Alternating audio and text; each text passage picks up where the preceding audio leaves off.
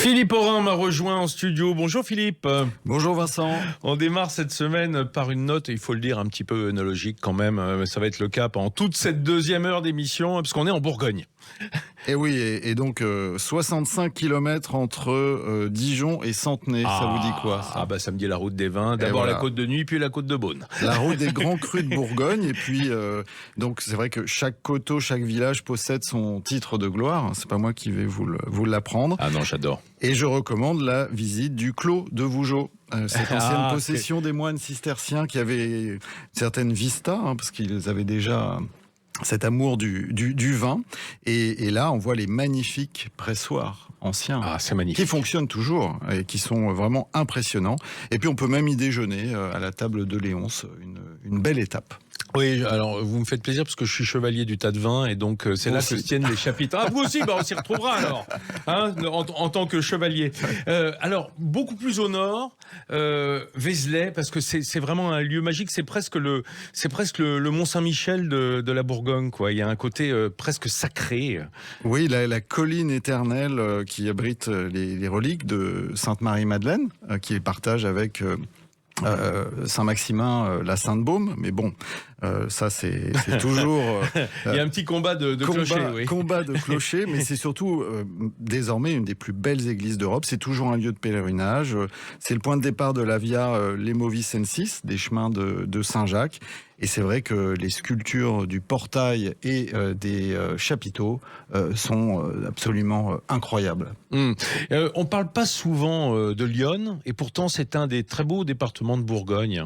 Oui, c'est un beau département avec cette rivière, Lyon, et puis sa capitale, Auxerre, qui est une très jolie ville médiévale qui vaut le détour. Il faut sortir de l'autoroute pour aller voir le petit dédale de rue, maison à colombage, sa rue grande pavée, cathédrale. Je crois. Rue pavée, c'est assez animé, et on peut louer des bateaux pour se promener sur Lyon, qui est une jolie rivière, encore une fois. Il n'y a pas que les canaux de Bourgogne, il y a aussi Lyon. Et il y a aussi Lyon. Qui est une rivière aimable. Aimable, très aimable, tranquille. Voilà.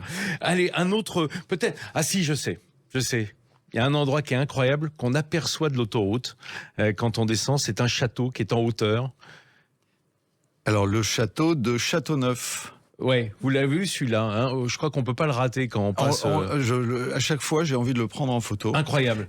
Et le village est aussi très très joli.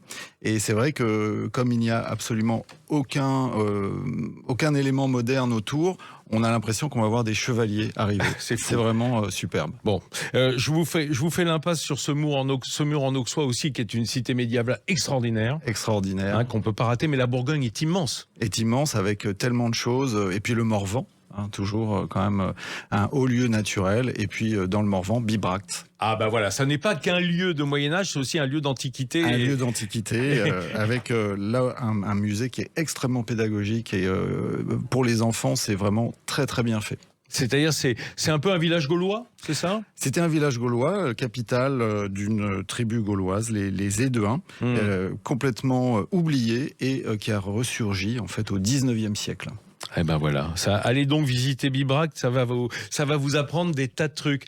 Merci beaucoup Philippe. Demain, on descend au bord de la Méditerranée, dans la porte du monde méditerranéen, Marseille, et autour de Marseille. Une ville que j'adore. Eh ben écoutez, on verra ça demain. À demain. À demain.